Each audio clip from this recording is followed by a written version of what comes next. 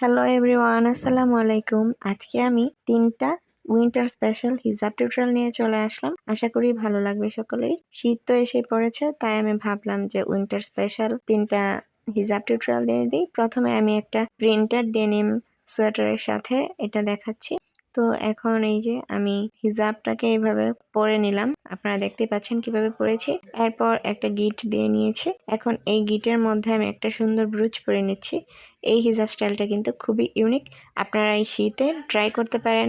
যারা denim jacket পরে বা সোয়েটার পরে তারাও এটা ট্রাই করতে পারে। এরপর আমি একটা একদম আরামদায়ক নরম ওলেন সোয়েটার নিয়ে চলে এলাম। তো এটার সাথে আমি অনেক সুন্দর একটা স্টাইল করব, আশা করি এটা আপনাদের কাছে ভালো লাগবে।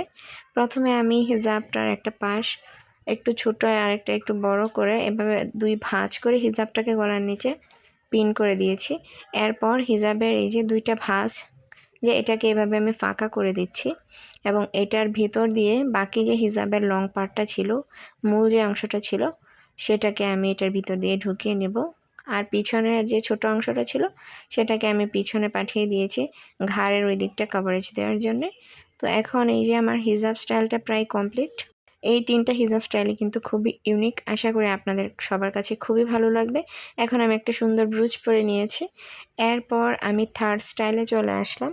এখন আমি হিজাবটা, এটা খুবই ইজি একটা হিজাব স্টাইল। তো এখন আমি এই যে হিজাবটাকে এভাবে ঘুরিয়ে পিছন দিক দিয়ে নিয়ে আসব। আমি কিভাবে রেখেছি ফেসের এই শেপটা, এটা আপনারা ভালোভাবে দেখে নেন। এবং এটাকে ভিতরের হিজাবের ভিতর দিয়ে সামনে নিয়ে চলে আসলাম এবং আমি এইখানটায় একটা সুন্দর ব্রুচ পরে নিচ্ছি এবং কপালে 2টার মতো পিন করে আটকে দিয়েছি। তো এই ছিল আজকের ফাইনাল লুক। ভালো লাগলে লাইক, কমেন্ট, শেয়ার করে দেবেন। উইন্টার স্পেশাল আরও বেশি বেশি হিজাব ভিডিও পেতে আমার চ্যানেলের সাথেই থাকুন। আল্লাহ হাফেজ।